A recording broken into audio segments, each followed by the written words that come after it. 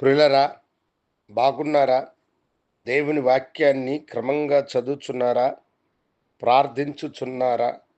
నేటి ధ్యాన వాక్యము అపోస్తలుల కార్యము 4వ అధ్యాయము 12వ వచనం.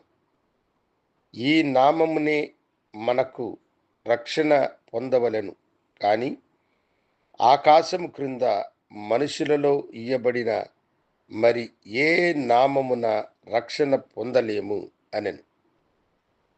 యేసు అన్న ఉన్నతమైన నామమును గురించి భక్తుడైన పౌలు ఇక్కడ చెబుతున్న మాట. యేసు అన్న నామమును బట్టే మనుషులకు రక్షణ కలుగుతుంది అని ఆయన చెప్పాడు. యేసు అన్న మాటకి రక్షకుడు అని అర్థం.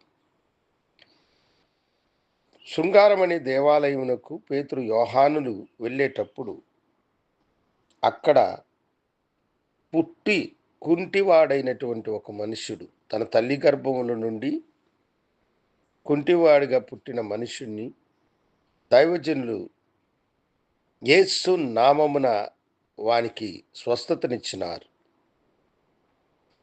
వాడు స్వస్థత నుండి దిగ్గున లేచిన వెంటనే చూచే వారందరూ చాలా ఆశ్చర్యపడ్డారు.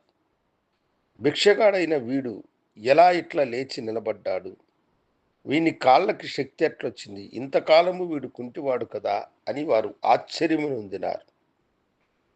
అప్పుడు దైవజనులు జనసమూహమును చూసి, మీరు చూచుచున్న ఇతడు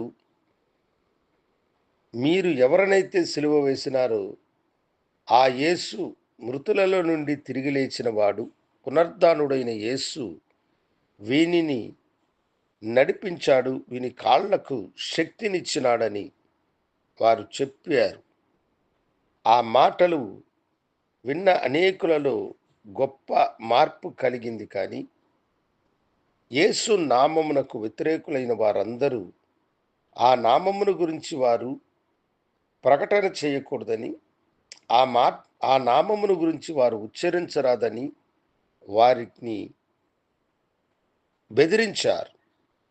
అప్పుడు పేతురు గారి మాట అంటున్నారు, ఈ నామము వలననే మనుషులు రక్షణ పొందాలి.